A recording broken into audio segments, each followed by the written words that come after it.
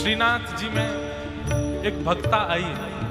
जब श्रीनाथ जी गोवर्धन में विराजते थे, बहुत ध्यान से सुनिएगा, जब श्रीनाथ जी गोवर्धन में विराजते थे आज से 500 वर्ष पहले, तब एक राजकुमार की पुत्री अजब कुमारी वो गोवर्धन दर्शन करने के लिए आई। और जैसे उसने त्रिभंग लली ठाकुर जी को देखा ना, वो ऐसी आतुर हो गई उनके रूप पर। तीव्र भक्ति किसको कहते हैं सुनिए। गोवर्धन से वापस चली गई उदयपुर, परंतु उसको ज्वर चढ़ने लगा।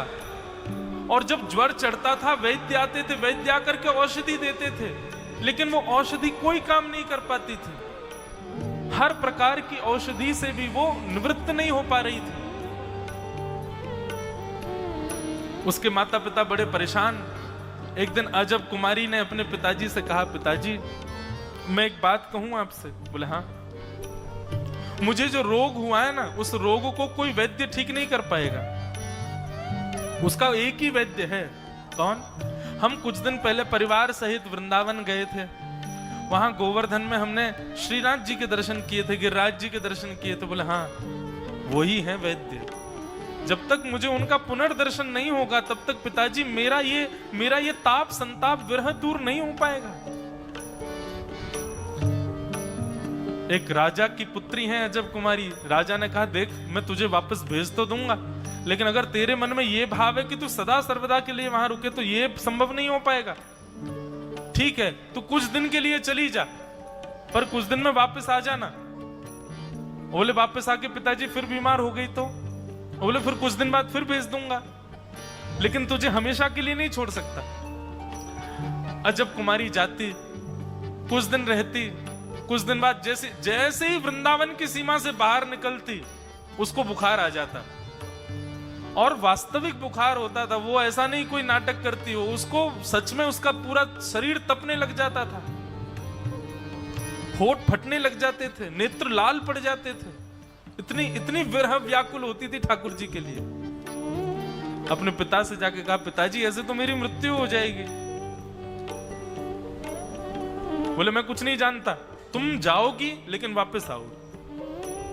दूसरी बार जब वृंदावन गई तो बोली एक पक्ष को तो मना के देख लिया, वो तो नहीं माने, अब दूसरे पक्ष की बारी है।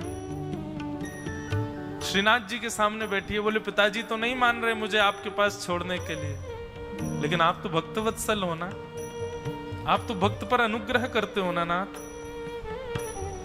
मैं यहां नहीं रह सकती, लेकिन आप तो आ सकते हो ना मेरे पास में। उसके लिए ठाकुर जी से जिज्ञासा करने लगे, लेकिन ठाकुर जी की तरफ से कोई प्रत्युत्तर नहीं मिला। अजब कुमारी व्याकुल रहने लगी, क्या करूं मैं, ये बार बार आना जाना मुझसे नहीं होता, मुझे एक जगह रहना है, मुझे इन्हीं के पास रहना है, या तो मेरे प्राण निकल जाएं या फिर ये मुझे स्वीकार कर ले।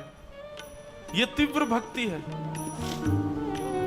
अजब कुमारी अब की बार जब गोवर्धन आई, उसने वहां के मंदिर के सेवा अधिकारी से कहा कि मुझे कोई सेवा प्रदान कीजिए। आप सब पुरुष लोग ही सेवा करते हैं, कोई मेरे लायक कोई सेवा नहीं है मंदिर में जिससे मैं भी इनके समीप बैठी रहूं। बोले यहां तो सब अपरस है, तुम कोई सेवा, तुमको जो रुचि लगे, बाह्य सेवा जो बाहर से ही तुम कर सको वो देख लो। तो उसने मन में विचार किया कि मैं देखती हूं रोज शाम को ठाकुर जी चौसर खेलते हैं, और वो चौसर में बड़ी निपुण थी। उसने कहा ठीक है, एक चौकी सामने दर्शनार्थियों के बीच में लगा लेती और उस पर चौसर बिछा करके ठाकुर जी के साथ चौसर खेलती थी। एक बाजी स्वयं चलती और अपनी चाल चलने के बाद ठाकुर जी से कहती, ठाकुर जी अब आपकी बारी है, मैं ही चल देती हूं, आपको जो लगे वो इसमें उत्पन्न करा देना। और ठाकुर जी की बाजी निकाल करके जैसे ही चलती, ठाकुर जी की बाजी देख करके अगर अच्छी बाजी आती तो ठाकुर जी को कहते, अच्छा बड़े चतुर हो, हमसे आगे निकल रहे हो। ऐसे खेलती थी ठाकुर जी के साथ। लेकिन अजब कुमारी इतनी निपुण थी खेलने में कि उससे कोई नहीं जीत सकता। जब वो खेल खेलती थी ना तो श्रीनाथ जी के नेत्र मटकते थे इधर उधर। ठाकुर जी मानो वास्तव में उनकी इच्छा प्रकट होती थी कि मैं ही खेल रहा हूं। और एक समय ऐसा आया कि अजब कुमारी अपनी चाल चलने के बाद जब ठाकुर जी की चाल चलती ना तो वास्तव में ठाकुर जी के द्वारा ही वो चाल चली जाती थी। लेकिन अजब कुमारी का खेल इतना सुंदर था, वो पूरा खेल जीतते जीतते जीतते जीतते जैसी अंत में जीत होने वाली होती थी तो ऐसी चाल चलती थी, स्वयं हार जाती थी, ठाकुर जी को जिता देती थी। और भगवान उसके इस भाव से बड़े प्रसन्न हो जाते थे। कितनी बार तो अजब कुमारी को ऐसा अनुभव होता कि ठाकुर जी उसको देख के मुस्कुराते हैं, उनके दांत दिखाई देते हैं। ठाकुर जी अपने नेत्र ऊपर करके उसकी ओर मुस्कान भरी नजरों से देख लेते हैं। अजब कुमारी बड़ी प्रसन्न थी। लेकिन अब वापस जाने की बेला जब आई, आज वापस जाना है अजब कुमारी को। आज अजब कुमारी ने चौसर खेलना प्रारंभ किया और खेलते खेलते अंत में ठाकुर जी को जिताती थी, लेकिन रोते रोते बोली आज नहीं जिताऊंगी मैं। अगर आप जीतना चाहते हो नाथ तो आपको मेरी इच्छा पूरी करनी पड़ेगी। उसने ऐसी चाल चली कि भीतर खड़े हुए श्रीनाथ जी के पसीने आने लगे। ठाकुर जी हार रहे हैं खेल आज। अजब कुमारी आज क्रोध में भर करके ऐसी चाल चल रही थी कि ठाकुर जी जीते नहीं पा रहे उससे। लेकिन अचानक से जैसे ही अजब कुमारी ने ठाकुर जी की ओर देखा तो थोड़ी के ऊपर प्रश्वेत के बिंदु टपक रहे हैं नीचे। भगवान व्याकुल हो रहे हैं। ठाकुर जी की व्याकुलता को देख नहीं पाई और फिर से हारते हारते हुए ठाकुर जी को अंत में फिर से उसने जिता दिया। और अब की बार जैसे ही जिताया, श्रीनाथ जी अपने आप को रोक नहीं पाए और प्रत्यक्ष प्रकट हो गए और अजब कुमारी को अपने हृदय से लगा ली, गले से लगा ली। जैसे ही गले से लगाया, हाथ पकड़ लिए ठाकुर जी के, बोले मुझे कुछ चाहिए आपसे। भगवान बोले मैं तुझसे बहुत प्रसन्न हूं, मैं इतना प्रसन्न हूं, तू जो कहेगी मैं दूंगा, तू बता क्या चाहिए। बोले वचन दो, जो मांगूंगी सो दोगे। बोले वचन दे रहा हूं, जो मांगेगी सो दूंगा। बोले मैं यहां नहीं रुक सकती नाथ, लेकिन अब आपको मेरे पास आना पड़ेगा। आप मुझे वचन दीजिए कि आप मेवाड़ आएंगे और मेवाड़ में आकर के सदा मुझे दर्शन देने के लिए विराजमान होंगे।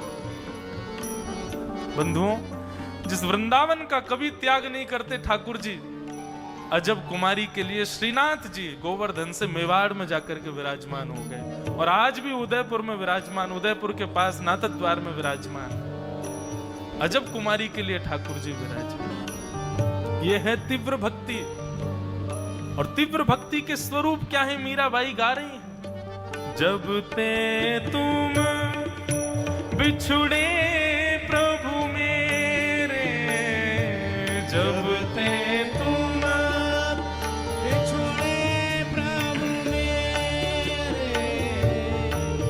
तनिक न पायो चैन, तनिक न दरस बिन